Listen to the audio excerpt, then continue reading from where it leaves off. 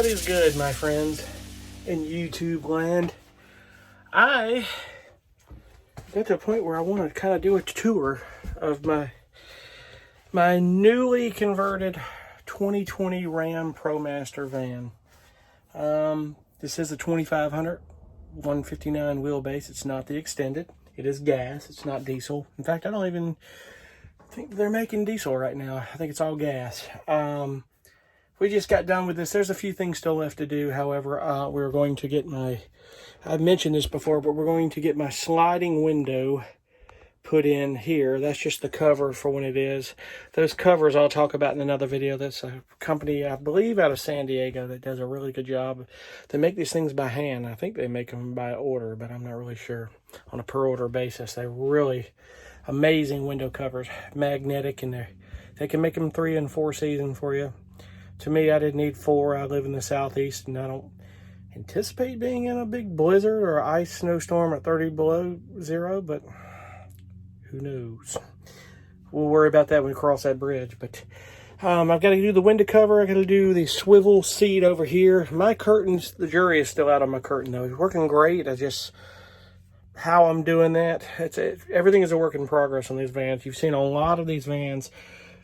My build is similar to some of the others, but there's some things I've done unique in here I want to show, and we'll figure the curtain situation out. But then I got to get the air conditioning unit here, and the air conditioning unit will be placed accordingly. So I still am going to sell my other RV here. Once that's done, everything's put in motion, we'll do that. So anyway, when I built this thing, I had a couple of things in mind here. One is a good place to sleep comfortably.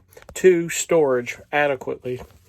3, things that I need ideally that weren't overboard for kitchen type stuff, which some would say it would be and some wouldn't. I got a microwave convection oven. I will say I did not order the convection feature. I mentioned that earlier, but I got it and I didn't have to pay for it, so I figured, oh well. But I got the microwave, so it is right here. It is really cool. And there's drawer down below and cabinets for food storage. But I've got that. Just adequate stuff for the kitchen type stuff. Just an ideal sink. I didn't feel I needed huge water tanks.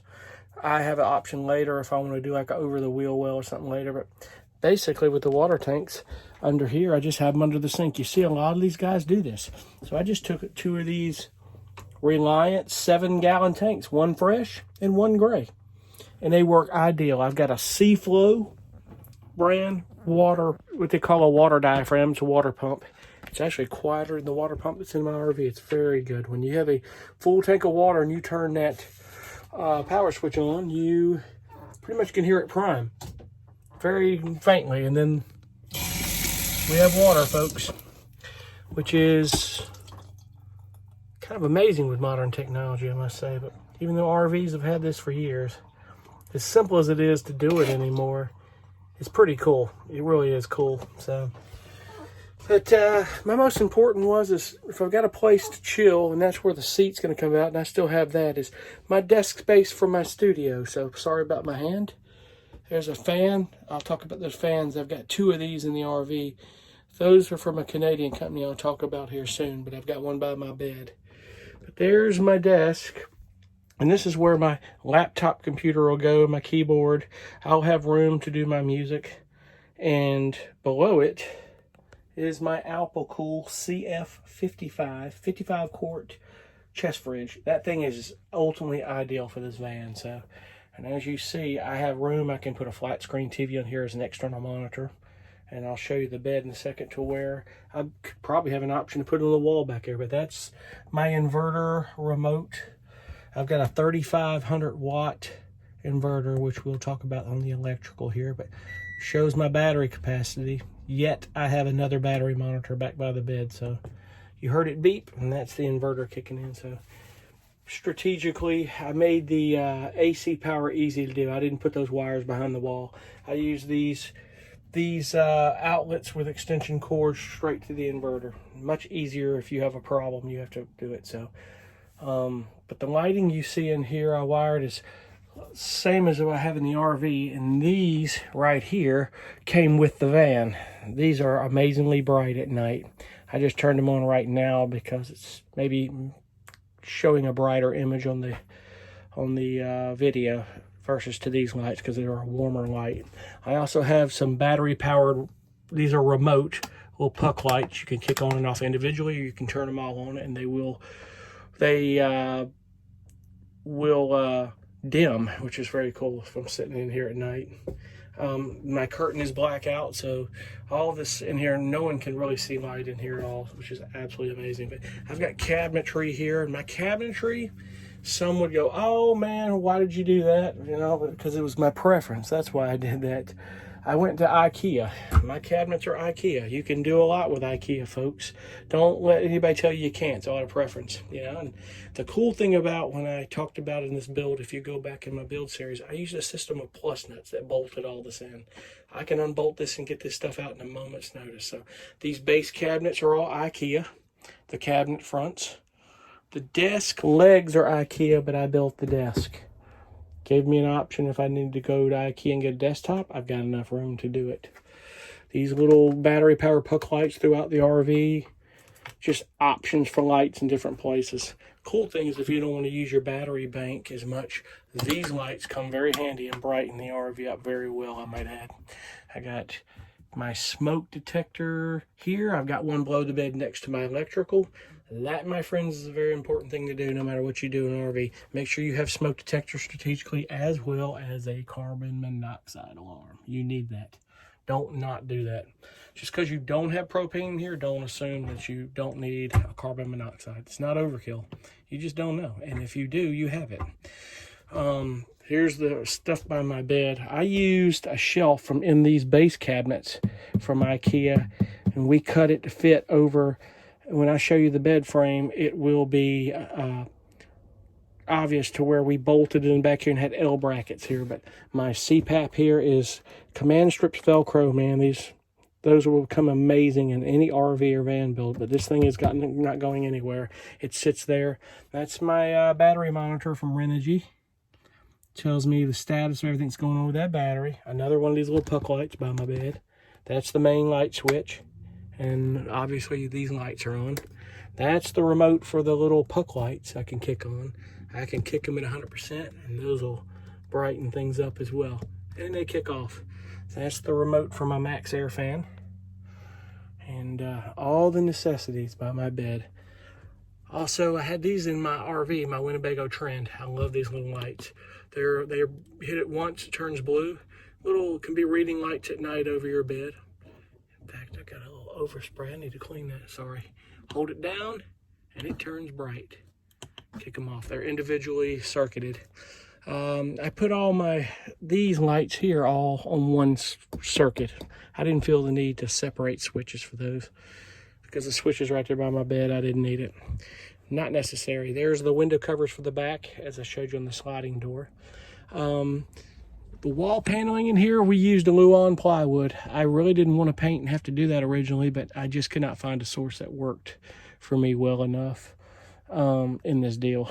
I've insulated this thing with sheep's wool, and before I put that in, I put a 3mm foil to a closed cell foam thermal barrier on this thing, and it was very cool. There's another one of those fans we're going to talk about. Those things are so cool. You think it's just a small fan, but that thing is absolutely amazing what these little fans can do.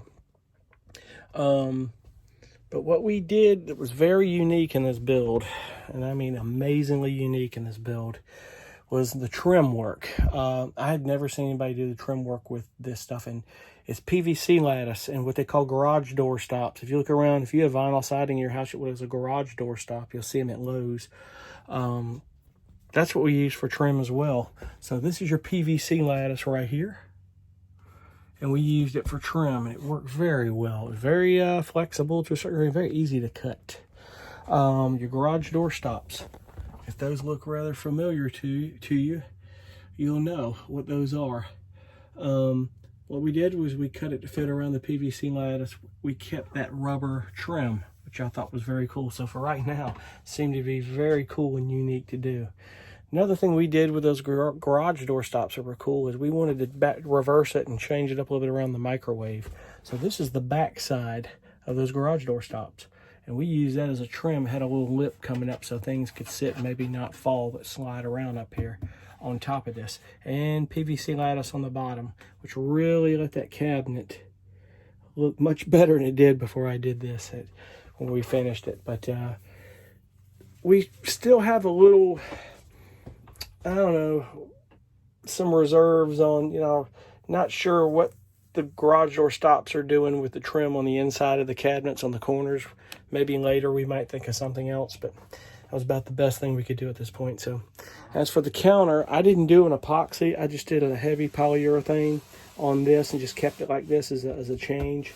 The sink I ordered from Amazon, which was, I guess, a standard bar sink. Some say the sink might be a little too big for this, but really it wasn't. It gives me an options because it came with a cover that goes on top of it, which I'll show later, that I can create my counter space on this. So I've got an induction cooktop down below that'll come out. Like I said, I have a 3,500 watt AC power inverter, so I've got the juice to do it. I've got 200 amp hours of battery, and I'll show that here in a bit. I've got an Ames 200 amp hour lithium ion battery, and to give you an idea, I've got 300 watts of solar on the roof coming in. I've got my alternator charging. All that is done and regulated with my Renogy DCC05 dual charger. That thing is so cool. I am having a little quirk with Renogy on it about the battery type indicator. It's supposed to be blue and it keeps changing back to red, so hopefully we'll get that figured out. And I'm hoping I don't have to disconnect that thing and send it in, but we'll figure it out if we do. But that's not a major problem. But that battery being 200 amp hours, so far I've only used about 10 to 12% a day because it's pass-through charging. I have my CPAP running all night. My refrigerator's running 24/7. These lights off and on. But overnight I'd have two fans, my Max Air and this fan running, my CPAP, my phone charging, that refrigerator running constantly, and that MTI gas detector. That's another thing I'll show you. Those all running is about 12%, and about mid-morning I've got 100% of battery left if I have full sun. So that's the amazing thing about solar. There's some people that knock solar right now. Don't knock it. It really serves its purpose well. People will get hung up on this. It takes forever to recharge the whole battery. There's only you got to think about this with lithium ion and battery power and just solar in general. If you're using things wisely and you're not taking AC appliances like the microwave or something and running it for an hour or two, you only have a 20% discharge a day on the average on a heavy usage, 10 or so on a light. You're not recharging the whole battery. You've got pass-through charging and trickle charging. It's keeping your system charged. So don't look at it as you're draining the battery every day. You're not doing that. That's why these lithium-ion batteries last so long, because your discharge rate is different from AGM and any other batteries. You're not discharging it as much as you think, and the batteries aim to last years upon years. Lithium-ion technology is absolutely amazing. So AGM will last as long as it's designed to. I think it's like 3 years at the most if proper use. And we all know that AGM is quickly fading out in the RV world. AGM and lead acid batteries are just not holding up.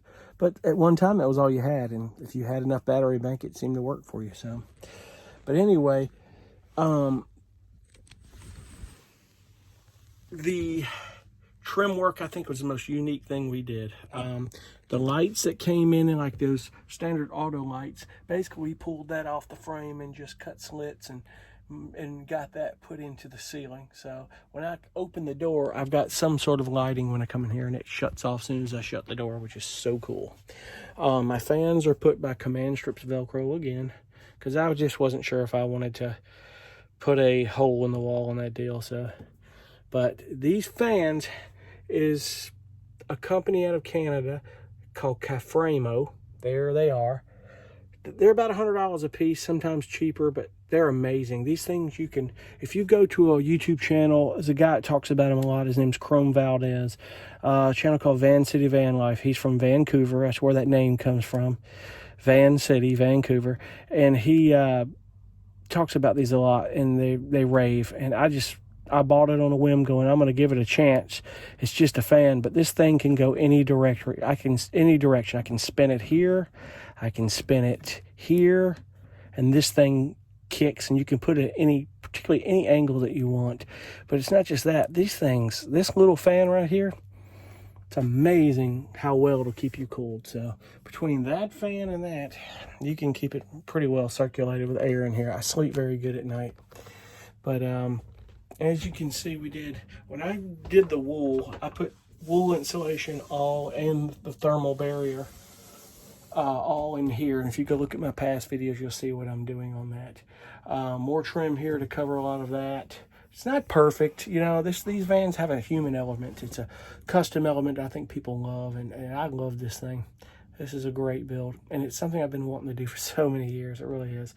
But we cut these insets out, and the only thing I have left to do is I've got to paint this door right here. I'll show that door in a moment, but I need to touch up some places on this, and we'll do it. We have a few small things to do. It's always a work in progress, but you've got, as in most of these ProMasters, you got a ton of storage up here, which is so cool.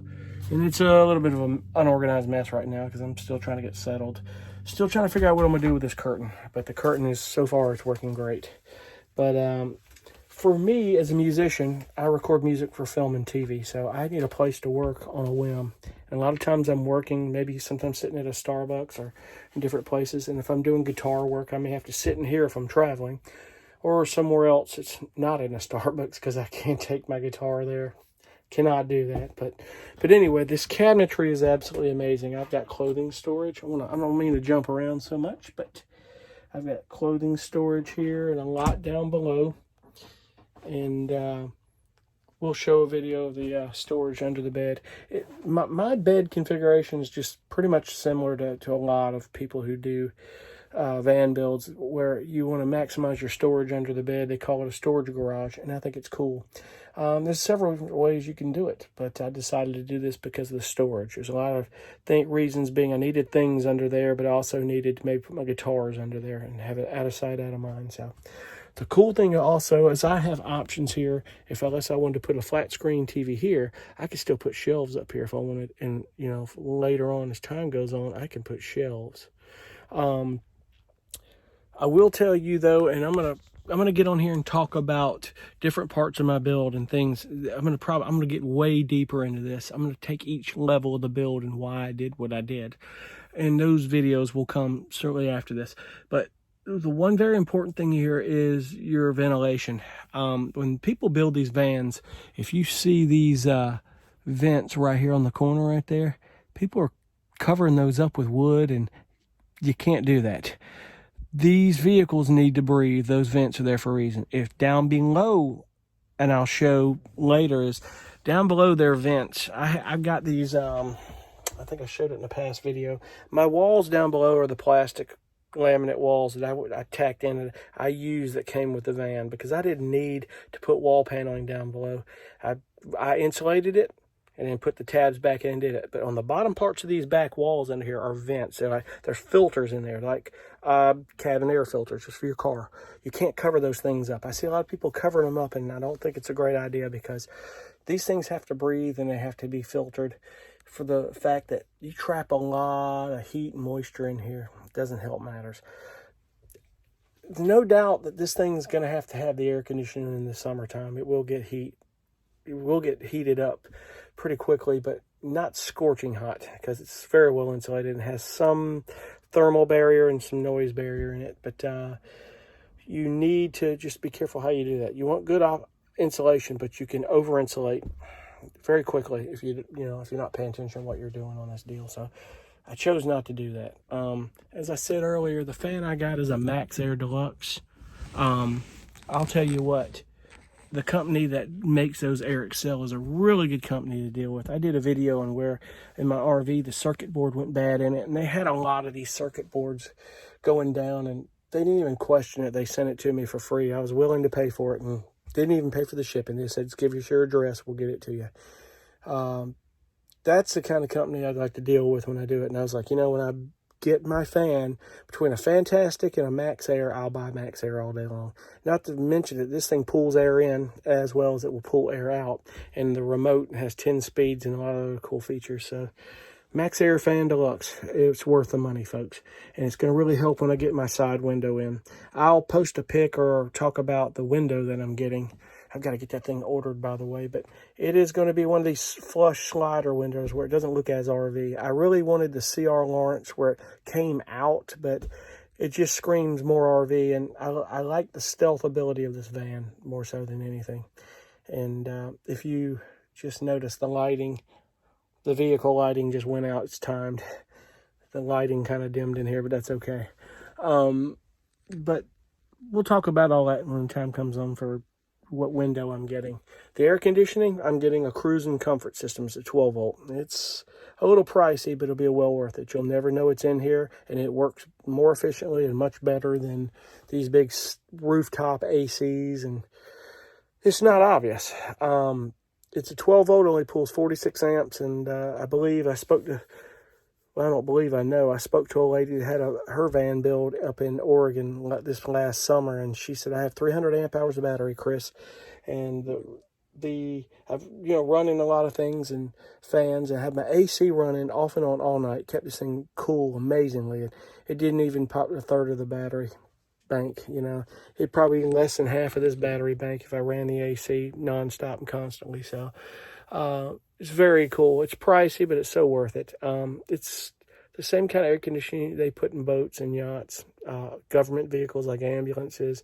You see them in 18-wheelers, these extended cabs a lot. So they're very, very cool air conditioning units. So that's Cruising Comfort air conditioning. They're out of Phoenix, Arizona. So anyway, I'm going to wrap this up here, and I'm going to go further into my tour and further videos. I'm going to talk about each segment and what I did in deep. But this was just a quick tour, which was 20 minutes, isn't quick, to show my van a little bit. And I'm going to show more in depth later as time goes on with each my wiring and electrical, why I did that, the plumbing. I made that simple.